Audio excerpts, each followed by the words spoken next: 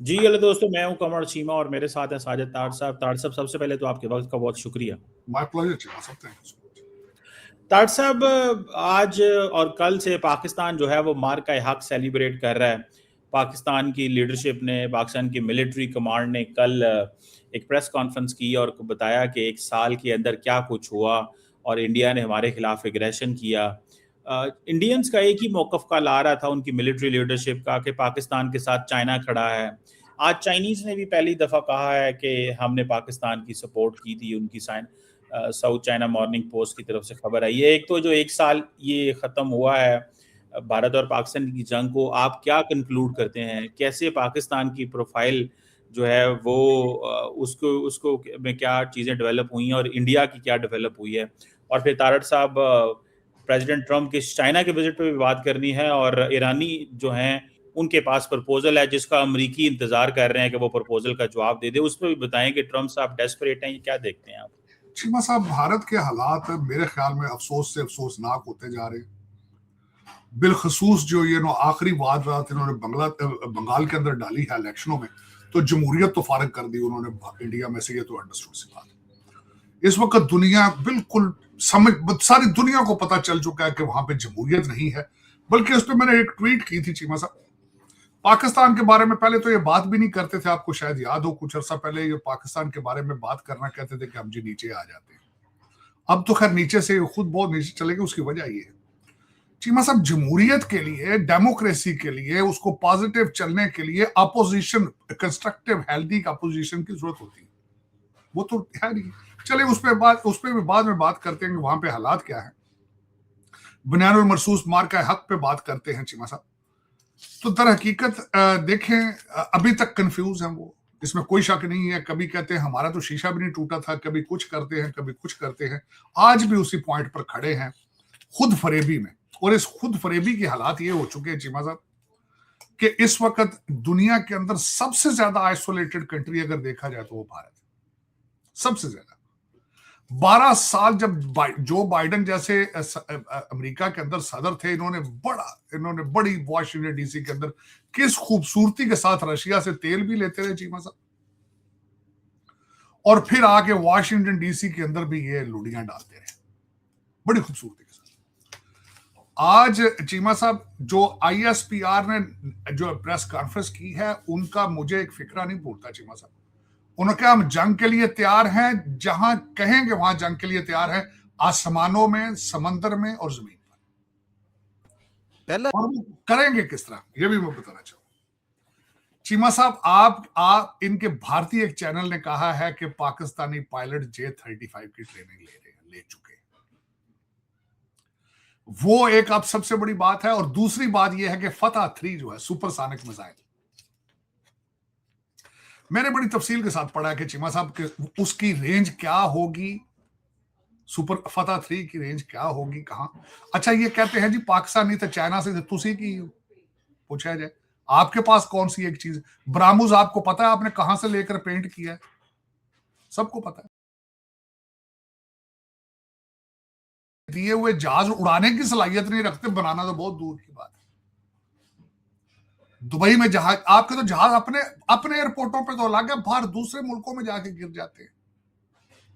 विश्व गुरु जो हुए, फिर कहते हैं पूरे विश्व गुरु, पूरी दुनिया के अंदर गिरना हमने हर जगह जाके।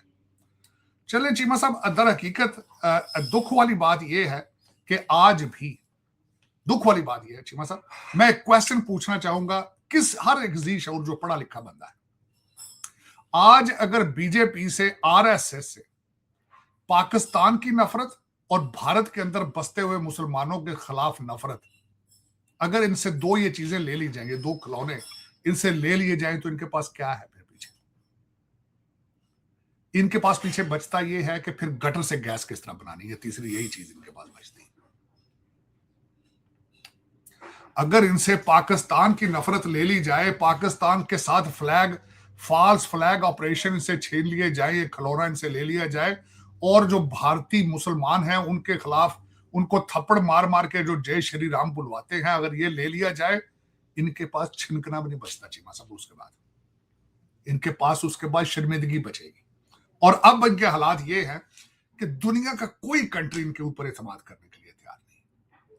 फ्रॉड, धोखा। चीमा साहब अब तो कंपेन चल रही है ऑस्ट्रेलिया के अंदर, यहां अमेरिका के अंदर इनके खिलाफ कंपेन चल रही है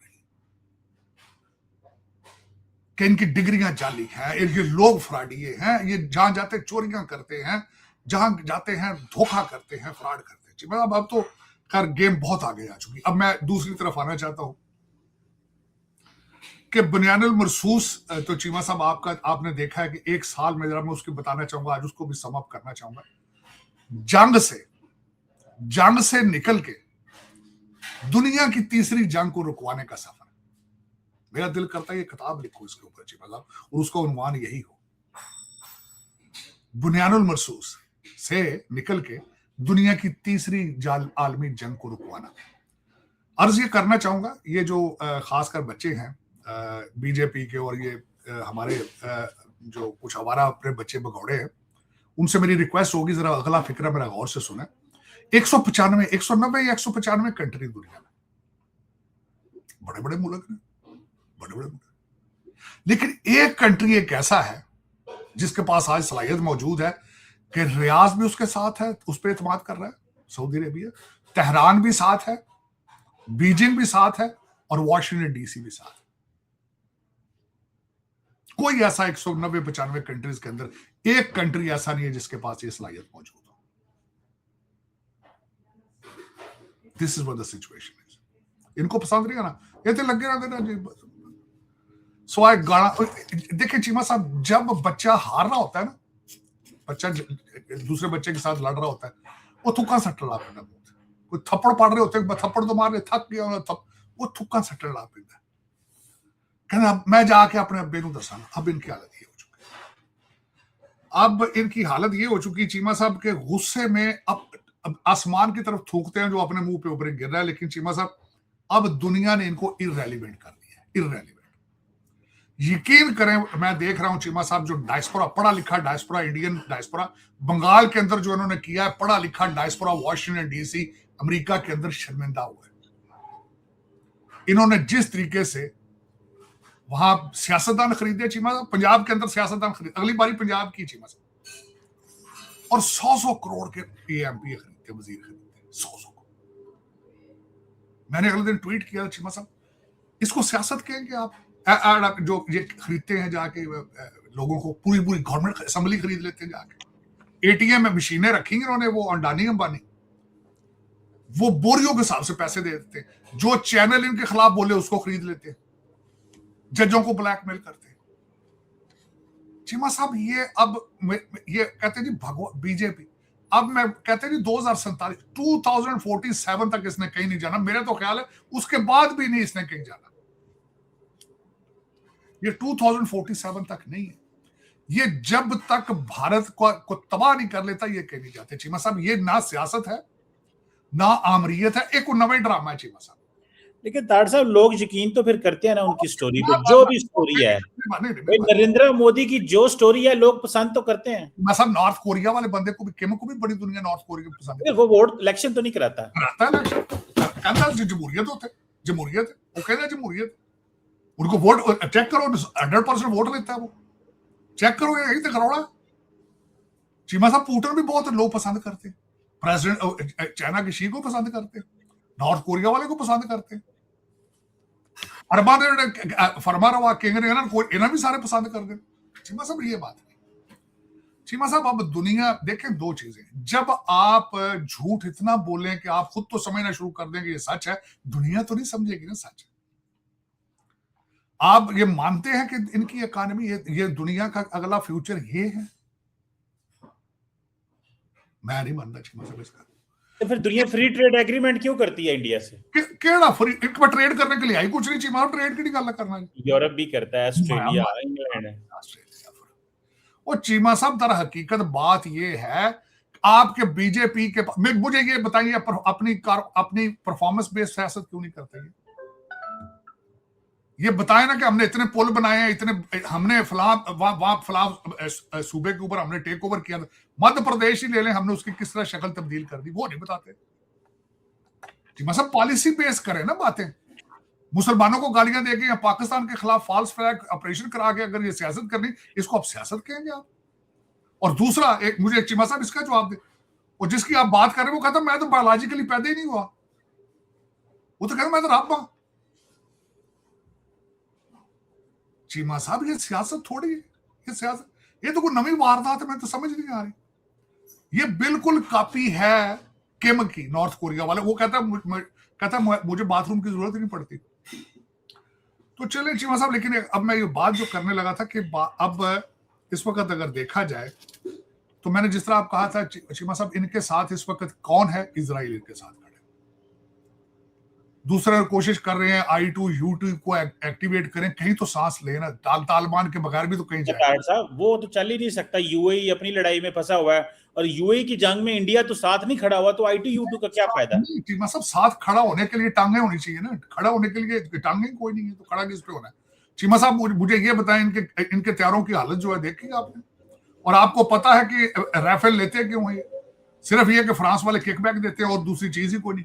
और जिस तरह इन्होंने पिछली दफा राफेल के अंदर करप्शन की है उसको मॉडिफाई करके सारी दुनिया को पता है इंडिया के अंदर, लेकिन है को माइकल आल इनके खिलाफ बोल जाए, जो बोलता है शाम को गायब हो जाता है। लेकिन चीमा साहब दर हकीकत अब चलें, अब आगे चलते हैं। जो मैं बात करना चाह रहा था कि इस वक्त ईरान के हवाले से सिचुएशन क्या है।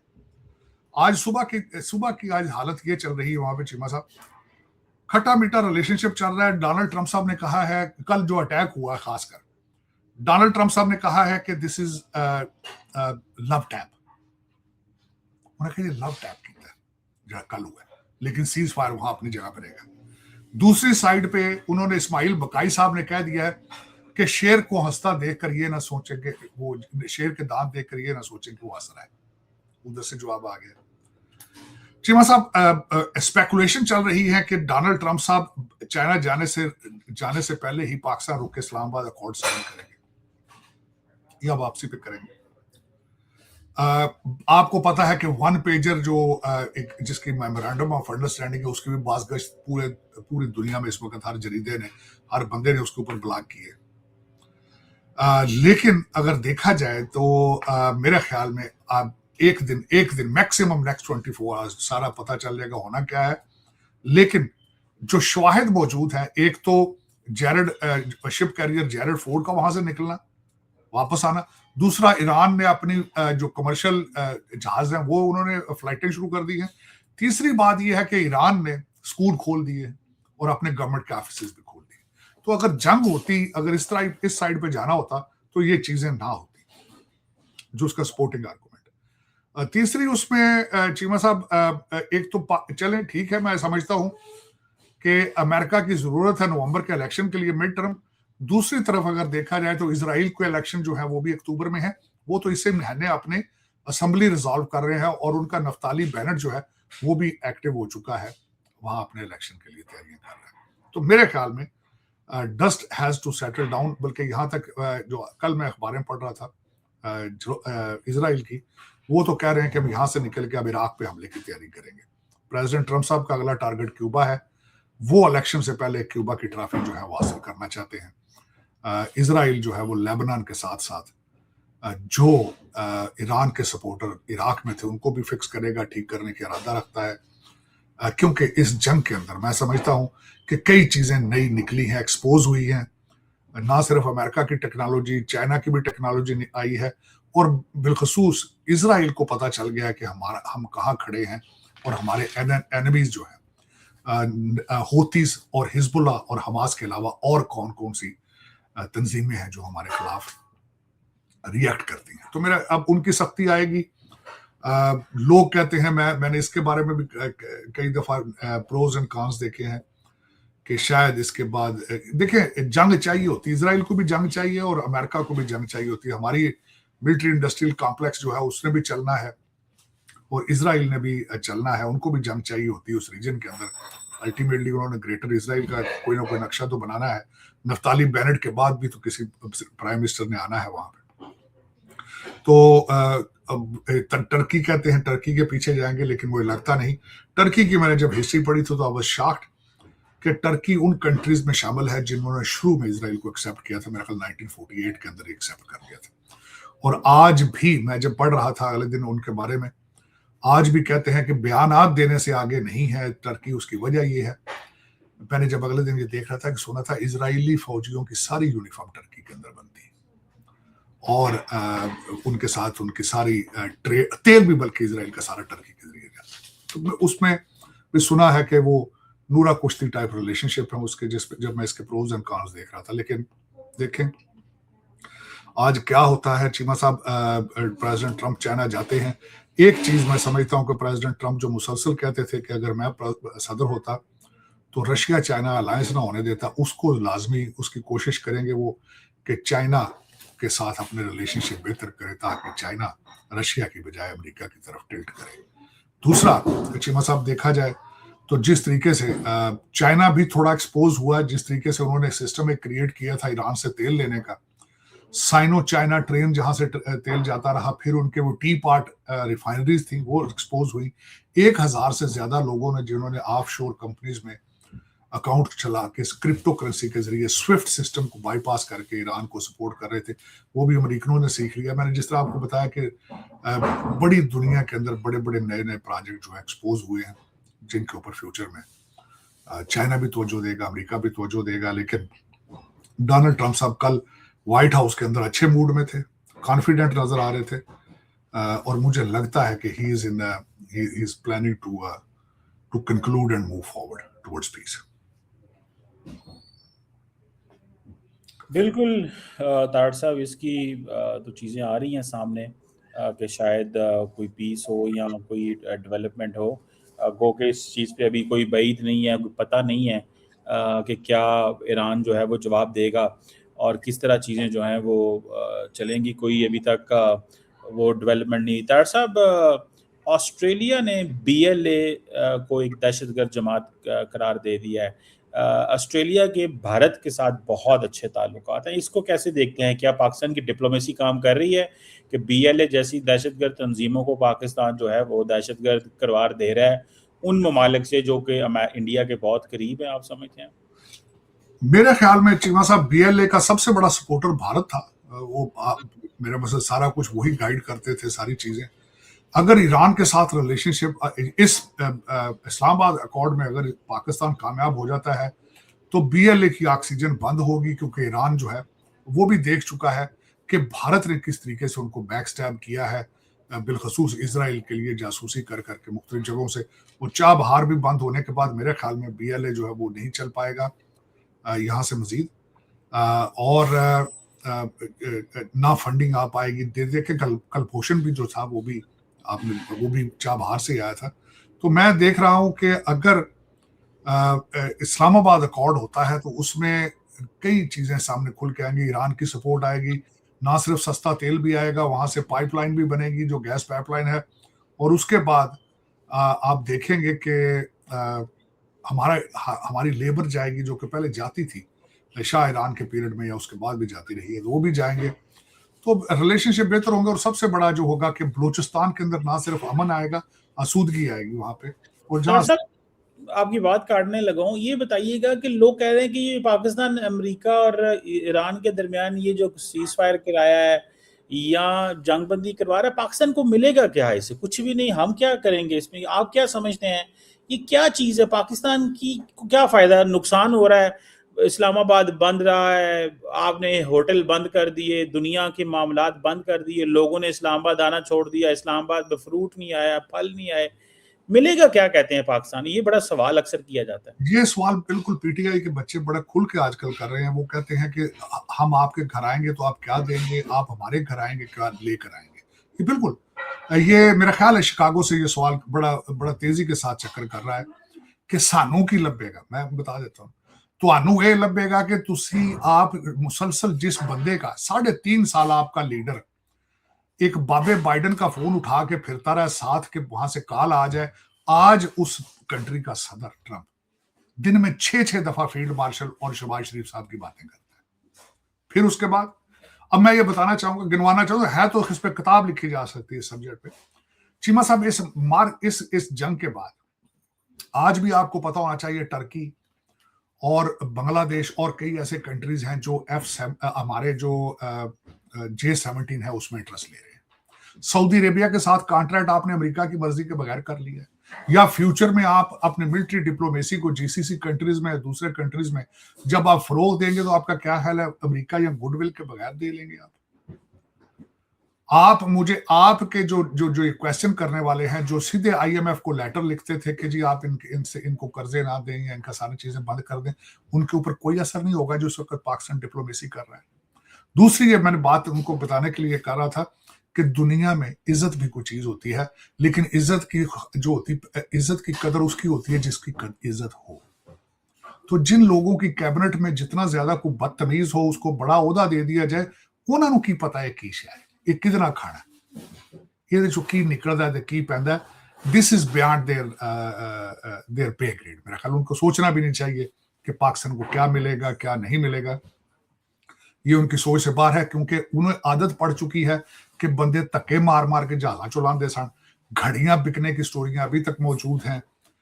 5-5 बच्चों की माओ को के साथ शादियां करना है, लोगों की औलादों की शादियां होती हैं, इनकी माओ की शादियां हो रही हैं। तो चीमा साहब ये this question is a very legit question for them. मेरा ख्याल है कि इज्जत क्या चीज है, इज्जत की सिर्फ इज्जतदार को पता होता है कि इज्जत क्या है।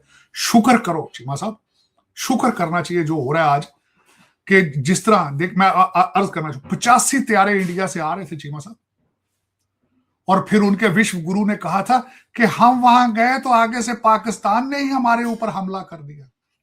ये हालात थे आपके न्यू नॉर्म, कि जिस दिन दिल करता था उनका फॉल्स फ्लैग ऑपरेशन करते थे, वो हर इलेक्शन के आसपास आके मर्जी से आके आपके ऊपर हमला करके घर चले जाते थे। पूछना चाहिए ना कि ये हमें क्या मिलेगा। आपने जब प्लेट में रख के इनको उनका पायलट दे दिया था तो उस वक्त क्या मिला था आपको। तो ये चीमा साहब दर हकीकत ये मेरे, बल्कि मैं और बात कर रहा हूं, मैंने अगले दिन इसके ऊपर ब्लॉग एक किया था। एक यही क्वेश्चन नहीं है चीमा साहब कि हमें क्या मिलेगा, दूसरा क्वेश्चन ये करते ये प्रेसिडेंट ट्रंप वेला प्रेसिडेंट, इसको ये भी कहते थे वेला प्रेसिडेंट, हर वक्त पाकिस्तान की तारीफें करता है। तो इनके ख्याल में बाबा बाइडन जो था बहुत मसरूफ था, जो इनके मुर्शद की कॉल ही नहीं लेता था, ना अटेंड करता था। तो ये कोई ऐसी बात नहीं चाहिए मतलब, ये बिल्कुल क्वेश्चन बड़ा लेजिट है, आजकल बड़ा हो रहा है पाकिस्तान के अंदर कि हमें क्या मिल रहा है, कुछ नहीं मिल रहा है इनको। चीमा साहब इनको जो चाहिए वो सिर्फ बीजेपी दे सकती है। मैं इनको ओपनली आजकल कहता हूं कि दे आर बीजेपी से प्रॉक्सी। डॉक्टर साहब ये तो आपने सही कहा, बीजेपी का ये इस वक्त इनको चाहिए कि पाकिस्तान की अगर ग्लोबल प्रोफाइल बेहतर हो लिए सपोर्ट करें। डॉक्टर साहब आपको लगता है इंडिया को हमला कर सकता है, क्योंकि वो ऑपरेशन सिंदूर 2 का जिक्र करते हैं, फिर कंफ्यूजन का भी जिक्र है कि अगले दिन राजनाथ सिंह साहब ने कहीं कहा था हमने ऑपरेशन बंद कर दिया है, कोई जनरल साहब कहते हैं ऑपरेशन पॉज हो गया है। तो आपको लगता है कोई नया अमेरिका इंडिया हमला कर सकता है पिछले साल का बदला लेने का, कोई तैयारी है पाकिस्तान की, आप कैसे देखते हैं, क्योंकि इस हवाले से बड़े सवाल उठते हैं। चीमा साहब दो चीजें हैं, मैं अगले दिन किसी ने बात की, उन्होंने कहा जी इस वक्त जो भारत की क्यादत है वो पाकिस्तान को बहुत सूट करती है, लेकिन आपके फील्ड मार्शल साहब भारत को सूट नहीं करते। तो उस तराजर से अगर देखा जाए तो जब तक फील्ड मार्शल सीट पर बैठे हैं, मेरा ख्याल है कि सोच भी नहीं सकते। ये जो पाकिस्तान पे हमले कर रहे हैं सिर्फ टीटीपी के जरिए और पीटीआई के जरिए करेंगे, उनके पास तीसरी चीज कोई नहीं है, और ये दो टूल उनके पास मौजूद हैं, उन्हें करने की जरूरत भी क्या है। आप देखें कलम छोड़ इन्होंने हड़ताल की है, फिर बाजी ने साथ कहा है कि कलम छोड़ हड़ताल सिर्फ केपीके के अंदर, पूरा पाकिस्तान क्यों नहीं रोक रहे। तो उनके पास इस तरह की चीजें मौजूद हैं। और आपको पता है कि आपके भारत के कई जो जर्नलिस्ट हैं उन्होंने कहा था कि जो इन्होंने कर दिया है पीटीआई वालों ने, वो तो जितना इन्होंने फौज के पीछे गए हैं पीटीआई वाले, ये तो इतना डैमेज तो भारतीय फौज भी पाकिस्तान की फौज को नहीं कर सकी। तो इन चीजों की मौजूदगी में उन्हें करने की जरूरत भी क्या है। लेकिन ये कि मैं हमेशा ये कहता था कि दुनिया के हर कंट्री में जो भी लोग, इंक्लूडिंग यूके जिसमें मुर्शद साहब फरमाते थे कि मेरे से ज्यादा वेस्ट को कौन नहीं जानता, उन कंट्रीज में गवर्नमेंट की रेट को जो भी चैलेंज करते हैं उनको सख्ती के साथ उनके साथ निपटा जाता है। 24 घंटे अदालतें चली थी यूके की सजाओं में, यहाँ पे 18 साल की सजाएं दी गई थी अमेरिका में। 6 जनवरी वालों को इन बच्चे जो हैं इनके सामने पाकिस्तान पता नहीं क्या है, क्यों सर नगू रहता है, ये लूडे ने डेली बेस पे चैलेंज करते हैं। मैं अभी बल्कि आपने ये बात की है, वो जो बेबी सीएम है इनका, मुझे उसकी बात अभी तक नहीं भूलती, जिसने फौज को पाक फौज को तोड़ने की कोशिश की जब उसने ये स्टेटमेंट दी थी कि कुत्ते लेके मस्जिदों में घुस जाते हैं। तो इनके पास लाइसेंस है, ये कर सकते हैं जो करना चाहें। इनको this is they are very special people, matter of fact. तो इसमें अफसोस ही है चीमा साहब, जिसपे जितना किया जा सके ये हालते, लेकिन इनको चाहिए कि एक तो इनको मिलिट्री ट्रायल करें, खासकर 9 मई के हवाले से, बल्कि इनका आजकल में ऐलान होना चाहिए था कि इनको इनके मिलिट्री ट्रायल करें, क्योंकि इन्होंने कोर कमांडर का घर चलाया था चीमा साहब। इन्होंने मेरे जैसे नथु फतू का घर नहीं चलाया था, इन्होंने वो आर्मी की प्रॉपर्टी थी जो चलाई थी। इनके ऊपर ट्रायल होने चाहिए। और ये जो लाइसेंस है, कल परसों इनका जो एक बच्चा है जो इधर आसपास ही फिर रहा है, मुराद सईद, उसका बड़ा एक लंबा चौड़ा ट्वीट आया पाकिस्तान के खिलाफ, लेकिन उसके खिलाफ भी उसको मुझे मेरी इत्तलात के मुताबिक केपीके की पुलिस ने मिलकर कहीं छुपा रखा है या छोड़ा था, तो उनका एहतसाब करना चाहिए। ये वही है जो कहते हैं हम जाएगी और पैसे लाएगी और 200 अरब। चीमा साहब, अफरीदी साहब के भी जो है पर काटने की कोशिश की जा रही, सुना को 20 साल का लड़का ढूंढने की कोशिश की जा रही है नया सीएम बनाने की, क्योंकि आप उम्र का तनाजर देखें तो नीचे आ रहे हैं। 9 रत्न पूरे कर रहे हैं ना, पहले आए अपना उस्मान बुजदार साहब, फिर वो इन्होंने दूसरा 9 रत्न थे इनके, फिर वो सूबा सरहद का देखें जो इनका था, फिर उसके बाद गंडापुर साहब, अब ये दूसरा बेबी सीएम, अब को 20 साल का, उसके बाद 15 साल का, इस तरह का नीचे लेके जा रहे हैं। तो देखें अब अगला सीएम, उसके सुने हालात खराब हैं, खुश नहीं है, उसके खिलाफ भी कैंपेन चलाई जा रही है, और करप्शन के चार्जेस भी हैं उनके पास, क्योंकि ये भी पता चला चीमा साहब ठेकेदारों से सीधे जाके डायरेक्ट खुद ही बातें कर रहे हैं।